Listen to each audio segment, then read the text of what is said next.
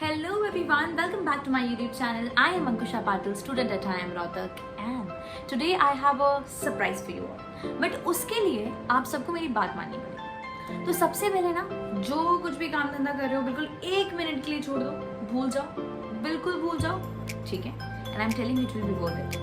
If you are a CAT aspirant और आपके mock scores में बहुत सारे fluctuation हो रहे हैं और your life has a lot of ups and downs, then this video is for you. Because there's a poem by the name कोशिश करने वालों की कभी हार नहीं होती, written by Sohanlal Dwivedi ji and famously recited by Harvansh Rai Bachchan ji. If you are in any of these two situations, you will completely relate to it. And I am telling you, you will say thank you to me.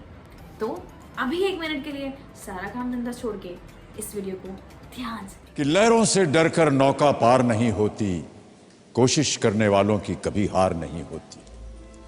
नन्ही चींटी जब दाना लेकर चलती है, चढ़ती दीवारों पर 100 बार फिसलती है। मन का विश्वास रगों में साहस भरता है, चढ़कर गिरना गिरकर चढ़ना न अखरता है। आखिर उसकी मेहनत बेकार नहीं होती, कोशिश करने वालों की कभी हार नहीं होती। डुबकियां सिंधु में गोताखोर लगाता है, डुबकियां सिंधु में गोताखोर लगाता है। जा जाकर खाली हाथ लौट कर आता है। मिलते नहीं सहज ही मोती गहरे पानी में, मिलते नहीं सहज ही मोती गहरे पानी में। मुट्ठी उसकी खाली हर बार नहीं होती, कोशिश करने वालों की कभी हार नहीं होती। और अंतिम पद है कि असफलता एक चुनौती है, इसे स्वीकार करो। असफलता एक चुनौती है, इसे स्वीकार करो। क्या कमी रह गई देखो और सुधार करो। जब तक न सफल हो नींद चैन को त्यागो तुम, जब तक न सफल हो नींद चैन को त्यागो तुम।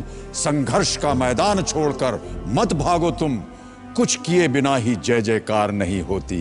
कोशिश करने वालों की कभी हार नहीं होती, कोशिश करने वालों की कभी हार। चढ़कर गिरना गिरकर चढ़ना न घरता है, आखिर उसकी मेहनत बेकार नहीं होती।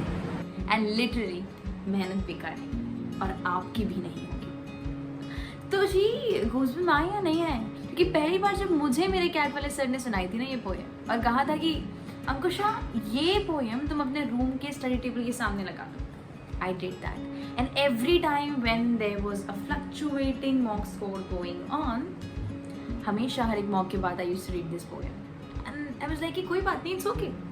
कोशिश करने वालों की कभी हार नहीं होती. And that's how I always kept myself motivated throughout my CAT journey. And so can you. तो चलिए देरी इस बात की है भाई, कर लो ये चीज़। ये ट्रिक मुझे तो काम आई थी, I guess आपको भी आ सकती है, ठीक है? तो in the last video I asked for video suggestions and thank you very much for all your suggestions. बहुत सारे बिल्कुल पिटारा भर के suggestions आए। तो what I did was I just merged few suggestions together and here I am with this video. तो जब मेरे कैट एग्जाम में 80-85 डेज बचे थे, आई थॉट मैं उस टाइम पे क्या करूँ। तो ऑनेस्टली तब तक मेरा सिलेबस पूरा कंप्लीट हो चुका था। बट सैडली इवन तो मेरा सिलेबस कंप्लीट हो चुका था, मेरे कैट मॉक स्कोर्स में एक्सपोनेंशियल ग्रोथ नहीं हो रही। तो ये तो टेंशन की बात है, और टेंशन मतलब तब तो बहुत ही ज़्यादा था, ठीक है? तो या तो ऐसा हो रहा था कि if today I am scoring 92, tomorrow I score 95 and the day after that I score 97। तो it was not motivating at all. और मुझे लगता था कि यार मेरा सिलेबस तो पूरा कंप्लीट हो गया है, फिर ऐसा क्या हो रहा है, क्यों नहीं कर पा रही हूँ मैं। एक सिनेरियो ये था मेरे साथ। सेकेंड चीज़, या तो कभी कभी ऐसा होता कि कभी अगर 100 आ गए, 110 आ गए, तो दूसरे दिन फिर एकदम से 70, ये उससे भी ज़्यादा डीमोटिवेटिंग था। बट यू नो वॉट, अब मैंने क्या किया, I focused on 2 main things. First being giving frequent mocks and their analysis. Mock देने से भी ज़्यादा ना उसका एनालिसिस करना बहुत ज़्यादा इम्पोर्टेंट है। तो अब मेरा सिलेबस तो कंप्लीट था। Now what I used to do is I used to give 2 mocks in every week. मैंने 2 सीरीज ली थी, mock series TIME and IMS।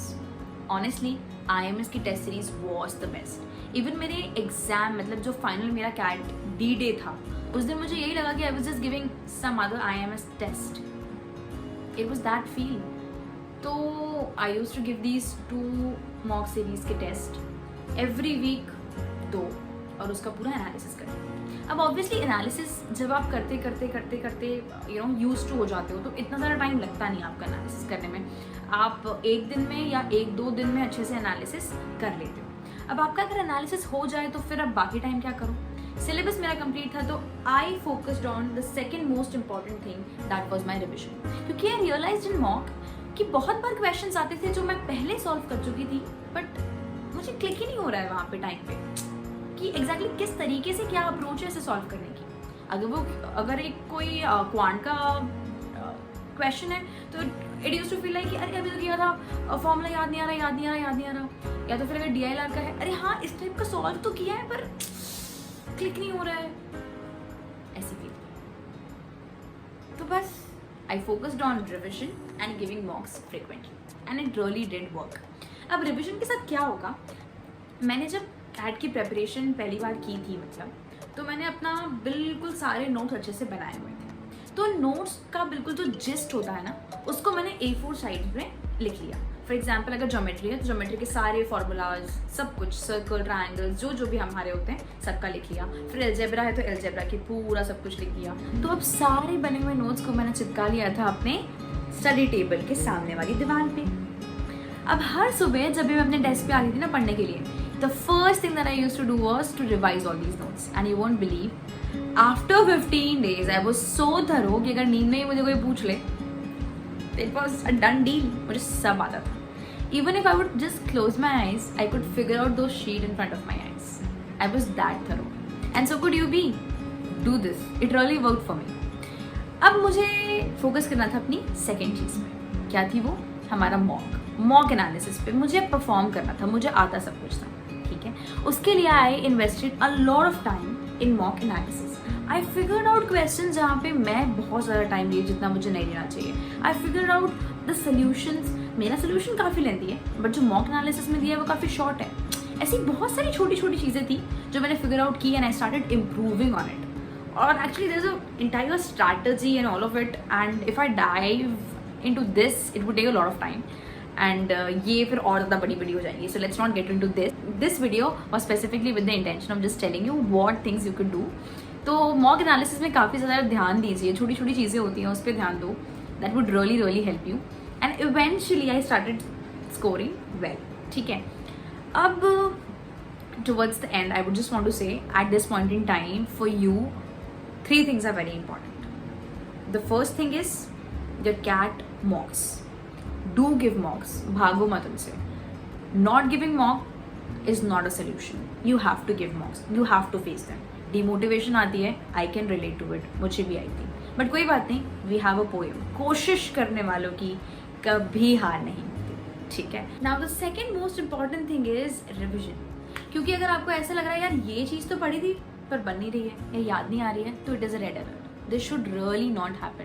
क्योंकि जो चीज़ पढ़ी है अगर हमें वो नहीं आ रही है तो जो चीज़ हमें नहीं पढ़ी वो हमें कैसे आएगी, ठीक है। तो प्लीज़ स्टार्ट करो भाई रिविजन अभी के अभी, okay.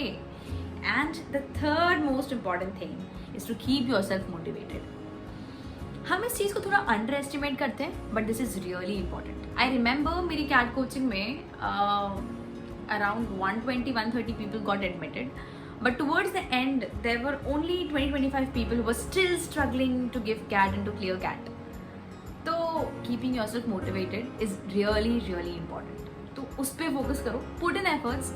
For me it was very simple. मतलब if I just eat a chocolate I'd feel good and scientifically also this happens. तो आप भी ट्राई कर सकते हो कि अगर आपको थोड़ा डीमोटिवेटेड फील हो रहा है या अच्छा फील नहीं हो रहा है, मॉक में स्कोर अच्छा नहीं आया है तो कुछ मत करो, वो पोएम पढ़ लो कि कोशिश करने वालों की कभी हार नहीं होती। एंड सेकंड, जाके ना बढ़िया आराम से एक चॉकलेट लो और चॉकलेट खा लो, थोड़ा अच्छा लगेगा। और उसके बाद बढ़िया से बैठ के बिल्कुल अपना एनालिसिस करो because that is something that will help you out. So that's it from today's video. I hope you all like this video. If you did like this video, then do not forget to hit the like button, comment down below and let me know about how do you like this video.